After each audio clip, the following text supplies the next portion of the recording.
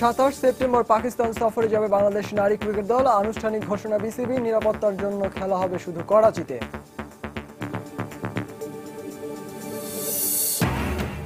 BPL এর তৃতীয় আসরে শেষ পর্যন্ত ফ্র্যাঞ্চাইজি পাচ্ছে রাজশাহী। চলছে আলোচনা। নাইমুর রহমান দুর্জয়ের সঙ্গে বোর্ডের কোনো ঝামেলা নেই, দাবি সভাপতি পাপনের।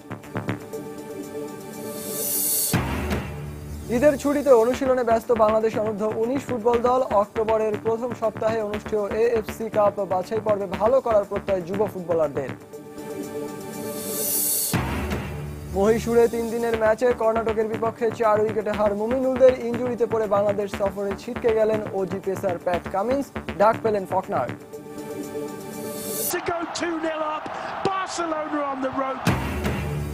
এবং লা লিগায় মেসির বার্সেলোনাকে 4-1 গোলে বিধ্বস্ত করেছে সেল্টা ভিগো। অ্যাথলেটিক বিলবাওকে 2-1 গোলে হারালো রিয়াল মাদ্রিদ। 500 গোলের অপেক্ষা বাড়ল রোনালদোর।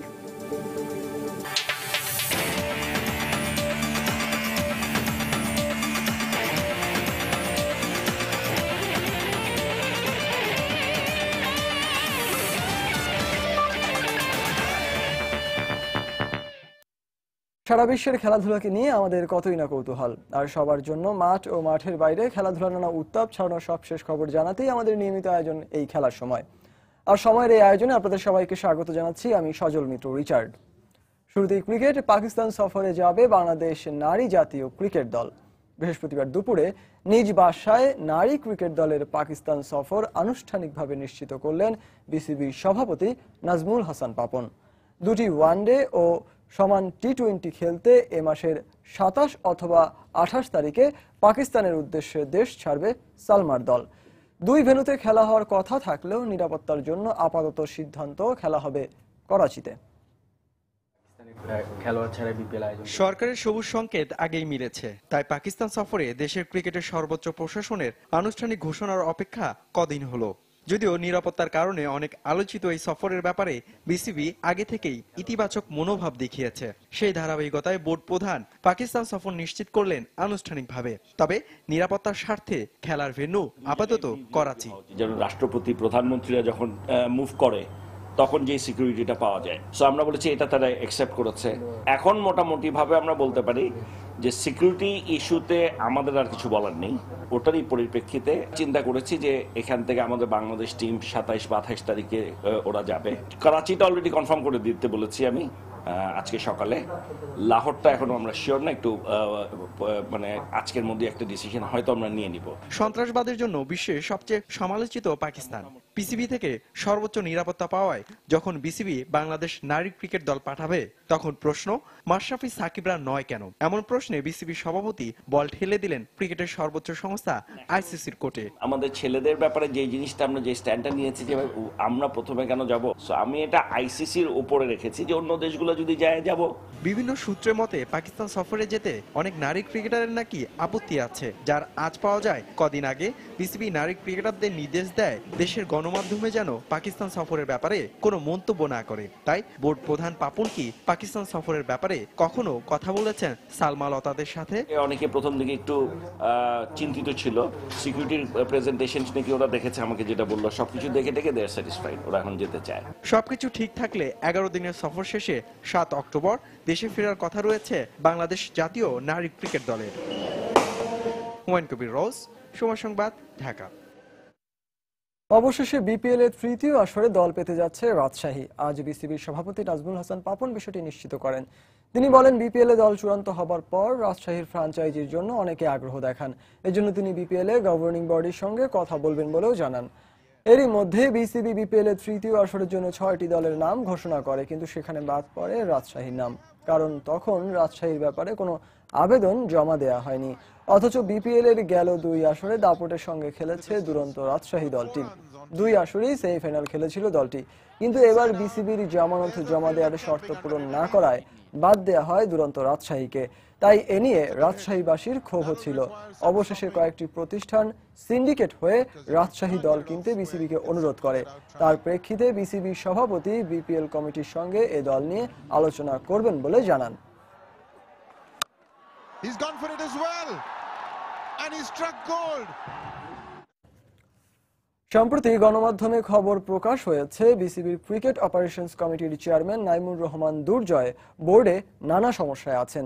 তিনি অভিযোগ করেন বোর্ডের তৃতীয় পক্ষ ক্রিকেট অপারেশনসের সঙ্গে আলোচনা না করে অনেক সিদ্ধান্ত নেন। এবার সেই বিষয়ে মুখ খুললেন বিসিবি সভাপতি নাজমুল হাসান পাপন। তিনি দাবি করেন দুর্জয়ের সঙ্গে এমন কোনো সমস্যা নেই।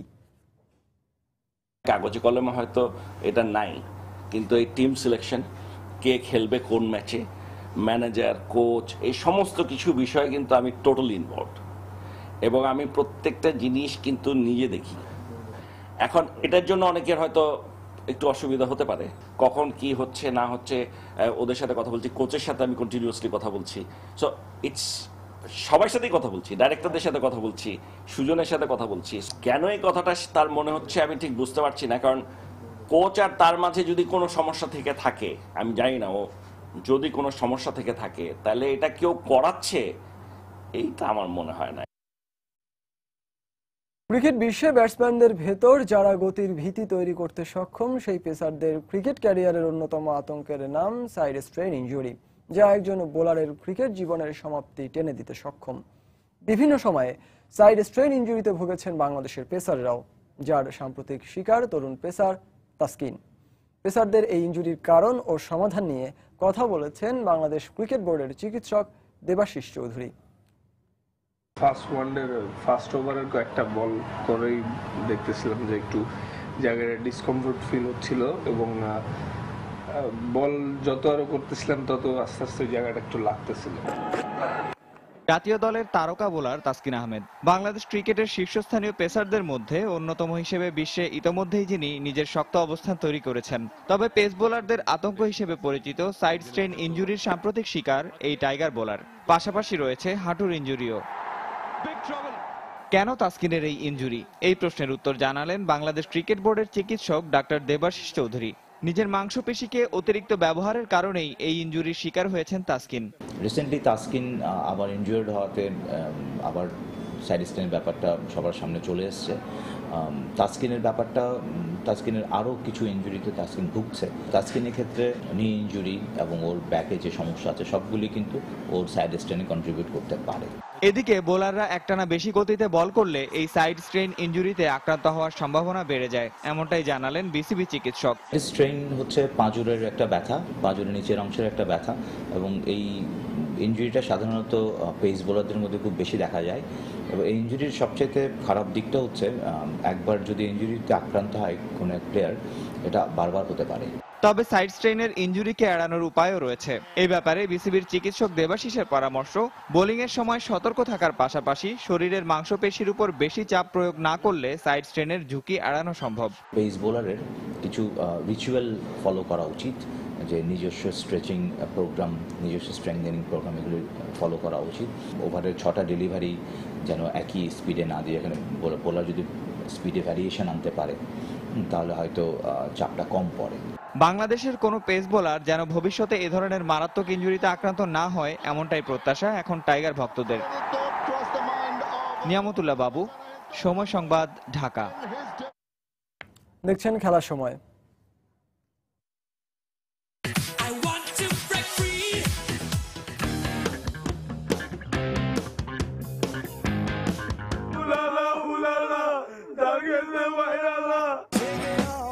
ঈদের ছুটিতে বন্ধুরা এক হওয়া মানেই ব্রেক ফ্রি আড্ডা আর আনলিমিটেড ফান।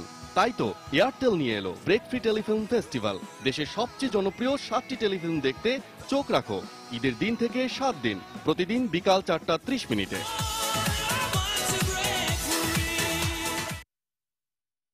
বাংলাদেশ এ দলের ভারত সফরের খবর। ভারতের মহীশূরে 3 দিনের ম্যাচে রঞ্জি ট্রফি চ্যাম্পিয়ন কর্ণাটকের বিপক্ষে 4 উইকেটে হেরেছে সফরকারী বাংলাদেশ এ দল। নিজেদের দ্বিতীয় ইনিংসে বাংলাদেশ এ দল 309 রানে অল আউট হলে শেষ দিনে স্বাগতিক কর্ণাটকের টার্গেট দাঁড়ায় 181 রান। গৌতম ও গোপালের ব্যাটিং দৃঢ়তায় শেষ পর্যন্ত 4 উইকেট হাতে রেখেই লক্ষ্যে পৌঁছে যায় তারা। আগের দিনের 3 উইকেটে 188 রান নিয়ে খেলতে নামা বাংলাদেশ এ দল শুরুটা মোটেই ভালো করতে পারেনি। দলীয় মাত্র 1 রান যোগ করে লিটন দাসকে হারায় সফরকারীরা। এরপর সৌম্যের 43 ও নাসিরের 44 রানের মাঝারি ইনিংসের কল্যাণে নিজেদের লিডটাকে বাড়াতে থাকে বাংলাদেশ এ দল। শেষ দিকে শুভাগত হোমের অপরাজিত 50-র সুবাদে নিজেদের দ্বিতীয় ইনিংসে 309 রানে অল আউট হয় তারা। কর্ণাটকের পক্ষে সুচিত 60 রানে 6 উইকেট নেন। 181 রানের টার্গেটে ব্যাট করতে নেমে 13 রানে 2 উইকেটে তুলে নিয়ে দারুণ কিছু ইঙ্গিত দিচ্ছিল বাংলাদেশ এ দল, কিন্তু অধিনায়ক গৌতমের 49 ও গোপালের অপরাজিত 40 রানের উপর ভর করে জয়ের লক্ষ্যে পৌঁছে যায় স্বাগতিকরা।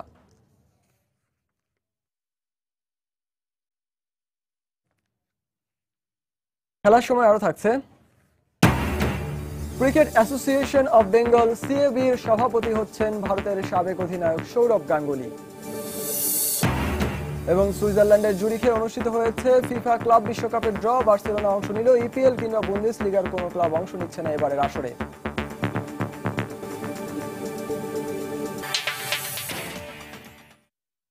বাংলাদেশ সফরের আগে একের পর এক ইনজুরি হানা দিয়েছে অস্ট্রেলিয়া শিবিরে। নতুন করে ইনজুরির শিকার হয়েছেন পেসার প্যাট কামিন্স, যে কারণে বাংলাদেশ সফরে আর খেলতে পারছেন না এই ওজি ফাস্ট বোলার। কামিন্সের জায়গায় অস্ট্রেলিয়া দলে নতুন করে ডাক পেয়েছেন অলরাউন্ডার জেমস ফকনার। ইংল্যান্ডের বিপক্ষে খেলা সবশেষ ওয়ানডেতে পিঠে চোট পেয়েছিলেন কামিন্স। সেই ইনজুরি থেকে পুরোপুরি সেরে না ওঠায় বাংলাদেশ সফরে তাকে দলে রাখছে না ওজি টিম ম্যানেজমেন্ট। স্ক্যান করার পর দেখা গেছে তার পিঠের হাড় কিছুটা ক্ষতিগ্রস্ত অবস্থায় রয়েছে। আর অস্ট্রেলিয়া দলের ফিজিও ডেভিড বিকলে জানিয়েছেন এই ইনজুরি থেকে সেরে উঠতে কামিন্সের আরো মাসখানেক সময় লাগতে পারে, তাই এই সময়টিতে তাকে পুনর্বাসন প্রক্রিয়ার মধ্য দিয়ে যেতে হবে বলেও জানিয়েছেন অস্ট্রেলিয়ান ফিজিও। 28 সেপ্টেম্বর 2 ম্যাচের টেস্ট সিরিজ খেলতে বাংলাদেশে আসছে team Australia. Cricket association of Bengal সিএবির সভাপতি হয়েছেন ভারতের সাবেক অধিনায়ক সৌরভ গাঙ্গুলি। গেল মঙ্গলবার এই বিষয়ে কথা বলার জন্য কলকাতার মুখ্যমন্ত্রী মমতা ব্যানার্জির সাথে দেখা করেছিলেন সৌরভ। এর আগে একই সংস্থার যুগ্ম সম্পাদক হিসেবে দায়িত্ব পালন করেছিলেন কলকাতার দাদা খ্যাত সৌরভ গাঙ্গুলি। জগমোহন ডালমিয়ার মৃত্যুতে এই পদটি শূন্য হয়। ফোনে বিস্তারিত জানাচ্ছেন আমাদের কলকাতা প্রতিনিধি সুব্রত আচার্য। পশ্চিমবঙ্গের মুখ্যমন্ত্রী মমতা বন্দ্যোপাধ্যায় আজ সন্ধ্যায় ঘোষণা করেছেন ক্রিকেট অ্যাসোসিয়েশন অফ বেঙ্গল সিএবির পরবর্তী সভাপতি হিসেবে সৌরভ গঙ্গোপাধ্যায়কে তিনি চাইছেন। সারাদিনই সিএবির নানা শ্রেণীর কর্মকর্তারা আজকে মহাকরণে অর্থাৎ নবান্নে মুখ্যমন্ত্রী মমতা বন্দ্যোপাধ্যায়ের সঙ্গে বৈঠক করেন। সেখানে ডালমিয়া প্রয়াত ডালমিয়ার ছেলে অভিষেক ডালমিয়াও ছিলেন এবং ছিলেন বিশ্বরূপ দে সিএবির কোষাধ্যক্ষ। সন্ধ্যায় মুখ্যমন্ত্রী নবান্নে সাংবাদিকদের বলেন, জগমোহন ডালমিয়া প্রয়াণের পর সিএবির যে শীর্ষ পদ সেটি খালি হয়ে যাওয়াতে এখন একটি প্রশাসনিক সংকট তৈরি হয়েছে। সিএবির 117 সদস্যের যে টিম রয়েছে, অর্থাৎ সিএবির যে 117 জন কর্মকর্তা রয়েছেন, তারা সবাই সর্বসম্মতিক্রমে সৌরভ গঙ্গোপাধ্যায়ের সভাপতি পদে তারা নাম প্রস্তাব করেছেন এবং সেটি কিন্তু আজকেই গৃহীত হয়েছে এবং তারই মুখ্যমন্ত্রী মমতা বন্দ্যোপাধ্যায় সেটাই শুধুমাত্র ঘোষণা করেছেন। আগামী কয়েকদিনের মধ্যেই আনুষ্ঠানিকভাবে সরকারিভাবে বিজ্ঞপ্তির মাধ্যমে সিএবির সভাপতি হিসেবে সৌরভ গঙ্গোপাধ্যায়ের নাম ঘোষণা করবে রাজ্য সরকার। ডালমিয়ার মৃত্যু ভারতীয় ক্রিকেটে কতটা শূন্যতা সৃষ্টি করেছে এ বিষয়ে বুধবার নাগপুরে এক আলোচনা সভায় মুখোমুখি হয়েছিলেন শারদ পাওয়ার ও N Srinivasan. Bharat cricket board BCCI এর সভাপতি পদে এই দুজনকে এখন মূল প্রতিদ্বন্দ্বী দেখছেন দেশটির ক্রিকেট বিশ্লেষকরা। এই দুজন ছাড়াও ভারতের পূর্বাঞ্চলীয় ক্রিকেট জোন সমর্থন দিয়েছে অমিতাভ চৌধুরীকে। ডালমিয়ার কট্টর সমালোচক শ্রীনি ও শারদ পাওয়ারের কণ্ঠে হঠাৎ করেই ডালমিয়ার গুণগান কিছুটা হলেও দেশটির ক্রিকেট প্রেমীদের মাঝে যেন সন্দেহের সৃষ্টি করেছে। মূলত ডালমিয়ার শূন্যপদ দখলের জন্যই তাদের এই প্রচেষ্টা বলে মনে করছেন তারা। অন্যদিকে বিসিসিআই এর সভাপতি পদে আরেক শক্তিশালী প্রার্থী হিসেবে শ্রীনি ও শারদ পাওয়ারকে চোখ রাঙাচ্ছেন রাজীব শুক্লা।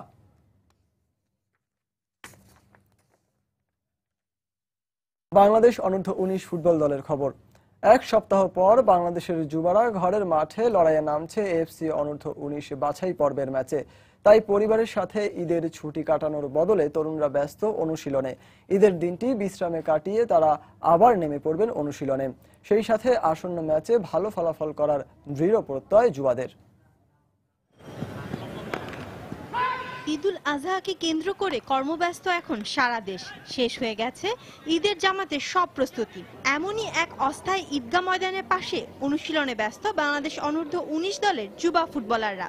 ঈদের প্রস্তুতি নয়, তাদের পূর্ণ মনোযোগ ফুটবলীয় কৌশলগুলো আরো ভালোভাবে আয়ত্ত করা, সেই সাথে শারীরিক সামর্থ্য বাড়িয়ে নেওয়ার চেষ্টা। সবকিছু মিলিয়ে লাল সবুজের পতাকা সবার উপর ওড়ানোর প্রত্যয় যুবা ফুটবলারদের চোখে মুখে, কিন্তু মনের কোণে যেন বাজছে প্রথমবার পরিবারের বাইরে ঈদ উদযাপন করার বেদনা। এটাই প্রথম ঈদ যে বাইরে করতেছি ঈদ, এবং বাবা মার ছাড়া তো অবশ্যই খারাপ লাগবে সবারই। সকালবেলা আম্মু এসে ডাক দিত ঘুম থেকে ওঠো না আমাদের জন্য, এটা মিস করব। তো এখন এখানে আমরা যেহেতু আছি, তো এখানে আমরা একটা ফ্যামিলি, তো সবাই একসঙ্গে নামাজ পড়বো। এখানে আমাদের জন্য অনেক ব্যবস্থা করছে কুরবানি দেওয়ার জন্য, কুরবানি দেব। তবে এএফসি অনূর্ধ্ব 19 বাছাই পর্বের প্রস্তুতিতে কোনো কমতি রাখতে রাজি নয় কোচ ও খেলোয়াড়রা। গ্রুপ এতে স্বাগতিকদের প্রতিপক্ষ শ্রীলঙ্কা, ভুটান ও উজবেকিস্তান। প্রতিবেশী দেশ দুটিকে হারিয়ে মূল পর্বে ওঠার পরিকল্পনা করতে থাকা কোচ শক্তি বৃদ্ধিতে দলে যোগ করেছেন অনূর্ধ্ব 16 দলের 3 প্রতিভাবান ফুটবলার। প্রথম দুটো ম্যাচ জেতার জন্যই আমরা খেলবো, এবং এই দুটো ম্যাচ জিতলেই পরে আমাদের দেখা যাবে যে উজবেকিস্তানের সাথে আমরা একটা যদি স্ট্রং একটা পারফরমেন্স দেখাতে পারি, হয়তো ড্র করলেও আমরা একটা পয়েন্ট পেলে 7 পয়েন্ট হয়ে গেলে আমাদের এখান থেকে বেস্ট রানার আপ হিসাবে যাওয়াটা খুব সহজ হয়ে যাবে। উজবেকিস্তানের সাথে কম্পিটিশন হবে আমাদের এবং শ্রীলঙ্কা এবং ভুটানের সাথে আমরা অলরেডি একটা ম্যাচ খেলছি সাফে, ওদেরকে আমরা হারিয়েছি। উজবেকিস্তান টিম সম্পর্কে আমাদের কিছুটা ধারণা আছে, যারা অনেক ভালো খেলে। তো এখন শ্রীলঙ্কা, ভুটান আমাদের সেম লেভেল টিম, তাদের সঙ্গে আশা করি যে কিছু ভালো করবো আমরা। আগামী 2 অক্টোবর নিজেদের প্রথম ম্যাচে শ্রীলঙ্কার মুখোমুখি হবে বাংলার যুবারা। শায়লা পারভিন, সময় সংবাদ, ঢাকা। সুইজারল্যান্ডের জুরিখে অনুষ্ঠিত হয়েছে ফিফা ক্লাব বিশ্বকাপের ড্র। এবছরের ডিসেম্বরে জাপানে এই বিশ্বকাপ অনুষ্ঠিত হবার কথা রয়েছে। বিভিন্ন আঞ্চলিক বাছাই পর্ব শেষ করে 8টি দলের চূড়ান্ত পর্বে অংশ নেওয়ার কথা রয়েছে। বাছাই পর্বের পর ডিসেম্বরের 13 তারিখ শুরু হবে কোয়ার্টার ফাইনালের লড়াই। এরপরে 16 ও 17 ডিসেম্বর সেমিফাইনালের পর ফাইনাল অনুষ্ঠিত হবে 20 ডিসেম্বর। ফাইনালের ভেন্যু নির্ধারণ করা হয়েছে।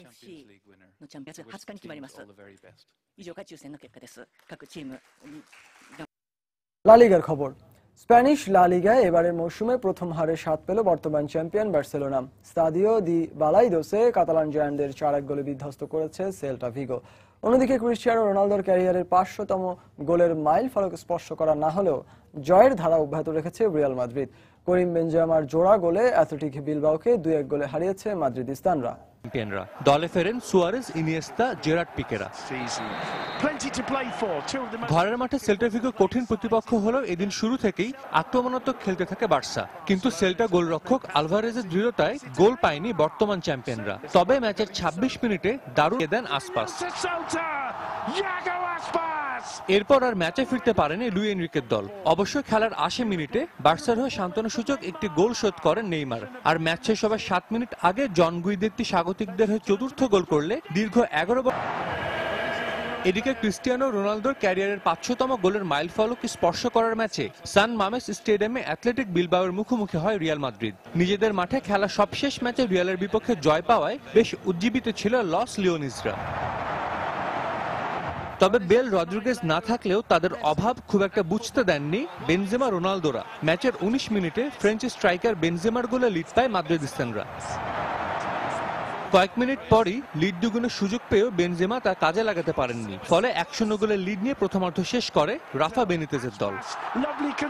বিরতি থেকে ফিরে কাউন্টার অ্যাটাক থেকে গোল করে স্বাগতিকদের সমতায় ফেরান স্প্যানিশ স্ট্রাইকার সাবিন। এর 3 মিনিট পরে স্কোর অ্যাসিস্ট থেকে রিয়ালকে আবারও লিড এনে দেন বেনজেমা। শেষ পর্যন্ত রোনালদো কোনো গোল না পেলেও এই জয় দিয়েই 5 ম্যাচে 13 পয়েন্ট নিয়ে টেবিলের শীর্ষে উঠে এসেছে রিয়াল। আর গোল ব্যবধানে পিছিয়ে থেকে দ্বিতীয় স্থানে বার্সাকে হারানো সেল্টা ভিগো। সাজিদ মুস্তাহিদ, সময় সংবাদ। ইংলিশ লিগ কাপের খবর। তৃতীয় রাউন্ডের খেলায় বর্তমান চ্যাম্পিয়ন চেলসি 4-1 গোলে হারিয়েছে ওয়েলসকে। অন্যদিকে ঘরের মাঠ ওল্ড ট্রাফোর্ডে ইপসউইচ টাউনকে 3-0 গোলে হারিয়েছে ম্যানচেস্টার ইউনাইটেড। আর বিগ ম্যাচে নর্থ লন্ডন ডার্বিতে টটেনহাম হটস্পারের বিপক্ষে 2-1 গোলে জয় পেয়েছে আর্সেনাল। তবে হোঁচট খেয়েছে লিভারপুল। কার্লাইল ইউনাইটেডের বিপক্ষে 1-1 গোলে ড্র করেছে অলরেডরা। ঘরের মাঠ ব্যাংকস স্টেডিয়ামে ইংলিশ লিগ কাপের বর্তমান চ্যাম্পিয়ন চেলসির মুখোমুখি হয় দ্বিতীয় বিভাগের দল ওয়ালসল। ডিয়েগো কস্তা নিষেধাজ্ঞা ও ফুটবলারদের ইনজুরিতে কিছুটা নড়বড় অবস্থায় হোসে মরিনহোর চেলসি। তবে মাঠে দেখা গেল পেশাদার ব্লুজদের। অপেক্ষাকৃত দুর্বল প্রতিপক্ষ হলেও শক্তিশালী দল নিয়ে মাঠে নামা চেলসিকে ম্যাচের 10 মিনিটে এগিয়ে দেন রামিরেস। বিরতিতে যাবার আগেই হোসে মরিনহোর দলের লিড দ্বিগুণ করেন লয়েক রেমি। যদিও প্রথমার্ধের যোগ করার সময় জেমস ও কনর এক গোল শোধ করলে নাটকীয় দ্বিতীয়ার্ধের ইঙ্গিত দিয়েছিল ওয়ালসল। কিন্তু বিরতি থেকে ফিরে চেলসির জার্সি গায়ে প্রথম গোল করে দলকে ৩-১ ব্যবধানে এগিয়ে দেন ব্রাজিলিয়ান স্ট্রাইকার কেনেডি। আর ম্যাচের শেষ মুহূর্তে পেড্রোর করা গোলে ৪-১ ব্যবধানের বড় জয় নিয়ে সেরা ১৬ নিশ্চিত করে চেলসি। অন্যদিকে হোয়াইট হার্ট লেনে লন্ডন ডার্বিতে মুখোমুখি হয় আর্সেনাল ও টটেনহাম। সব আসর মিলিয়ে টানা ২ ম্যাচে হারায় চাপে থাকা গানাররা শুরু থেকেই আক্রমণাত্মক খেলতে থাকে। ফলে ম্যাচের ১৬ মিনিটেই ফ্রেঞ্চ মিডফিল্ডার ম্যাথিউ ফ্লামিনির গোলে লিড পায় আর্সেন ওয়েঙ্গারের দল। এক গোলে পিছিয়ে থাকায় দ্বিতীয়ার্ধে আক্রমণের ধার বাড়ায় স্বাগতিক স্পার্সরা। ৪৯ মিনিটে হ্যারি কেন গোল করলেও অফসাইডের কারণে তা বাতিল হয়ে যায়। তবে পচেতিনোর দলের ত্রাতা হয়ে আসেন আর্সেনালের কলম চেম্বার্স। ম্যাচের ৫৬ মিনিটে এই গানার ডিফেন্ডার নিজেদের জালে বল জড়ালে সমতায় ফেরে টটেনহাম। এরপর ৬৫ মিনিটে লিড নেওয়ার খুব কাছে গিয়েছিল স্পার্সরা। তবে গোল লাইন থেকে গানার ডিফেন্ডার কাইরেন গিবস বল ফিরিয়ে দিলে হতাশ হতে হয় স্বাগতিকদের। তবে ম্যাচ শেষ হবার ১২ মিনিট আগে নিজের জোড়া গোল করার পাশাপাশি আর্সেনালের জয় নিশ্চিত করেন ম্যাথিউ ফ্লামিনি। এদিকে আরেক ম্যাচে ৪ বারের চ্যাম্পিয়ন ম্যানচেস্টার ইউনাইটেড মুখোমুখি হয় ইপসুইচ টাউনের। ঘরের মাঠে ম্যাচের ২৩ মিনিটে এগিয়ে যায় রেড ডেভিলরা। গোল করেন অধিনায়ক ওয়েন রুনি। এরপর গোলের কিছু সুযোগ পেয়েও কাজে লাগাতে না পারায় এক গোলের লিড নিয়ে বিরতিতে যায় লুই ভ্যান হালের দল। দ্বিতীয়ার্ধে দলে কিছু পরিবর্তন আনে স্বাগতিকরা। এতে আক্রমণের ধারও বাড়ে। ৬০ মিনিটে দুর্দান্ত এক ফ্রি কিকে ইউনাইটেডের লিড দ্বিগুণ করেন তরুণ স্ট্রাইকার আন্দ্রেস পেরেইরা। আর ম্যাচের যোগ করার সময়ে ফ্রেঞ্চ স্ট্রাইকার অ্যান্থনি মার্শালের গোলে ৩-০ ব্যবধানে জয় নিয়ে মাঠ ছাড়ে ম্যানচেস্টার ইউনাইটেড। সাজিদ মুস্তাহিদ, সময় সংবাদ। ব্রাজিল ফুটবল দলের বর্তমান কোচ কার্লোস দুঙ্গার সমালোচনা করেছেন দেশটির কিংবদন্তি সাবেক ফুটবলার রোমারিও। ১৯৯৪ সালে অবশ্য এই দুঙ্গার নেতৃত্বে বিশ্বকাপ জিতেছিল ব্রাজিল, যে দলের অন্যতম সদস্য ছিলেন রোমারিও। দুঙ্গা দায়িত্ব নেওয়ার পর ব্রাজিল দলে আহামরি কোনো পরিবর্তন আসেনি বলেই মনে করেন রোমারিও। পাশাপাশি এবারের কোপা আমেরিকায় ব্যর্থতার জন্য দুঙ্গাকেই দায়ী করেছেন ব্রাজিলের কিংবদন্তি এই ফুটবলার। তাছাড়া এর আগের মেয়াদে ব্রাজিল দলের দায়িত্ব পেয়েও তেমন কিছুই উপহার দিতে পারেনি দুঙ্গা। তাই দুঙ্গাকে দ্বিতীয় মেয়াদে কোচ করায় ফুটবল কনফেডারেশন অব ব্রাজিলের ওপরও ক্ষোভ প্রকাশ করেছেন রোমারিও। সেই সাথে ব্রাজিল ফুটবল ফেডারেশনের টেকনিক্যাল ডিরেক্টর গিলমার রিনালদিরও সমালোচনা করেন তিনি। পাশাপাশি দুঙ্গার জায়গায় নতুন কাউকে না আনা হলে ব্রাজিলের ফুটবল ভবিষ্যৎকে অন্ধকারী মনে করছেন রোমারিও।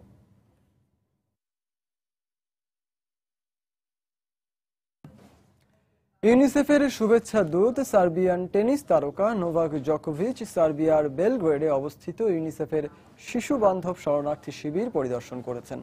সেখানে শিশুদের পাশাপাশি পশ্চিম ইউরোপগামী শরণার্থীদের সাথেও কথা বলেন তিনি। এ সময় তিনি শিশুদের সাথে খেলে, কথা বলে ও খুদে ভক্তদের সাথে ছবি তুলে সময় কাটান। এছাড়া পুরো শরণার্থী শিবিরও ঘুরে দেখেন তিনি। এবছরের শুরু থেকে এখন পর্যন্ত সার্বিয়ার আশ্রয় কেন্দ্রে প্রায় ১,৩০,০০০ আশ্রয় প্রার্থী নিবন্ধিত হয়েছে, যার মধ্যে প্রায় ১,১০০ শিশু রয়েছে, যাদের বয়স ৬ থেকে ১০ বছর বয়সের মধ্যে। আর এসব শিশুদের মৌলিক অধিকার রক্ষার জন্য শুরু থেকেই কাজ করে যাচ্ছে জাতিসংঘ শিশু তহবিল। এদিকে আশ্রয় কেন্দ্র পরিদর্শন শেষে নিজের প্রতিক্রিয়া জানান সার্বিয়ান টেনিস তারকা জোকোভিচ।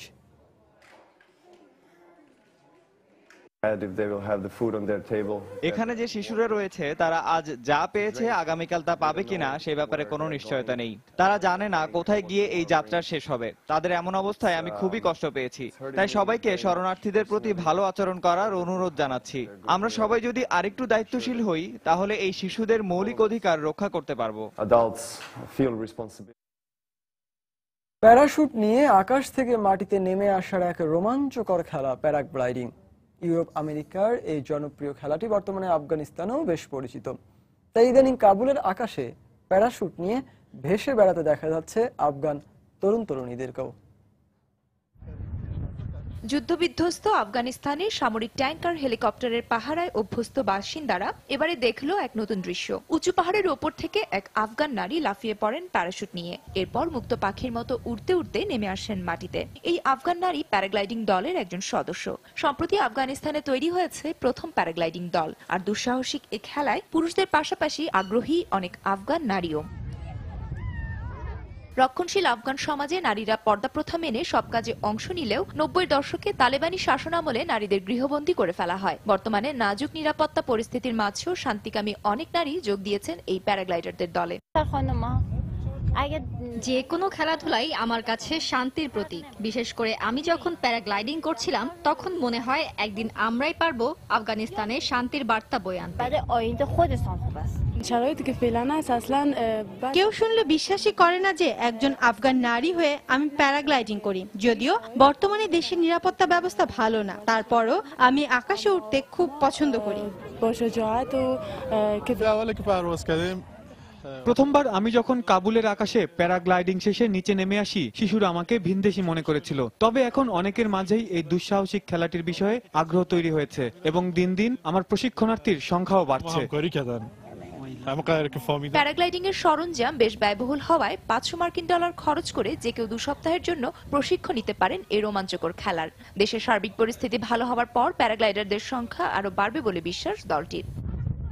ফাহমিদা শম্পা, সময় সংবাদ। 105 বছর বয়সে 100 মিটার স্প্রিন্টে অংশ নিয়ে বিশ্বকে তাক লাগিয়ে দিয়েছেন জাপানের হিদেকিইচি মিয়াজোকি। গ্রিনিজ বুকে নাম লিখিয়েছেন সবচেয়ে বেশি বয়সী স্প্রিন্টার হিসেবে। অথচ 90 বছর আগে অ্যাথলেটিক ট্র্যাকে নামা হয়নি এই জাপানিজ তরুণ অ্যাথলিটের। 5 বছর আগেই পালন করেছিলেন বয়সের সেঞ্চুরি। তবে এই বয়সে বিশ্বের আর সাধারণ 10টা মানুষের মতো ঘরকুনো হয়ে পড়ে থাকেননি জাপানের হিদেকিচি মিয়াজোকি। 8 বছর বয়সে প্রথম বিশ্বযুদ্ধ এবং 34 বছর বয়সে দ্বিতীয় বিশ্বযুদ্ধের সাক্ষী হওয়া এই জাপানিজ এবার প্রস্তুত গতির লড়াইয়ের জন্য। পুরোদমে প্রস্তুতি চালিয়ে যাচ্ছেন বিশ্বের সবচেয়ে দ্রুততম গতিমানব উসাইন বোল্টের সাথে গতির লড়াইয়ে নামার।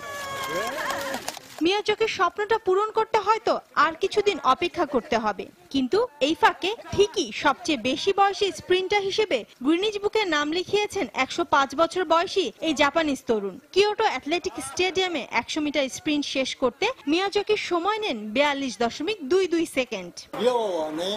ব্যক্তিগত সেরা টাইমিং করতে আমি ব্যর্থ হয়েছি। অনুশীলনের সময় টাইমিং ছিল 36 সেকেন্ড।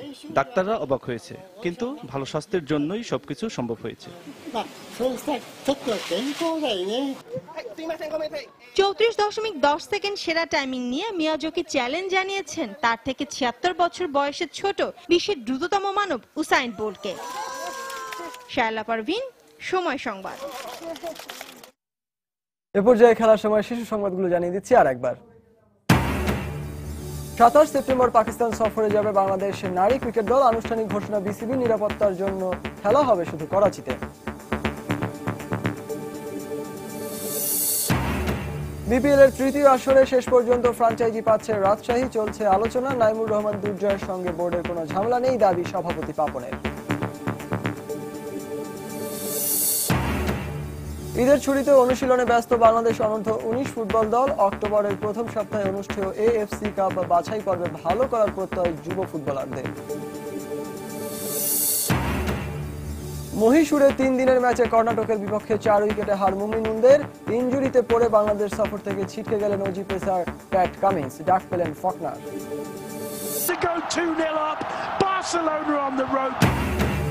এবং লা লিগায় মেসির বার্সেলোনাকে 4-1 গোলে বিধ্বস্ত করেছে সেল্টা ভিগো। অ্যাথলেটিক বিলবাওকে 2-1 গোলে হারালো রিয়াল মাদ্রিদ। 500 গোলের অপেক্ষা বাড়ল রোনালদো। দর্শক, এই ছিল খেলার সময়ের এখনকার আয়োজন। যে কোনো খবর পেতে ভিজিট করুন সময়নিউজ.tv। আর খেলার জগতের সব খবর, সর্বশেষ খবর জানতে সঙ্গে থাকুন সময়।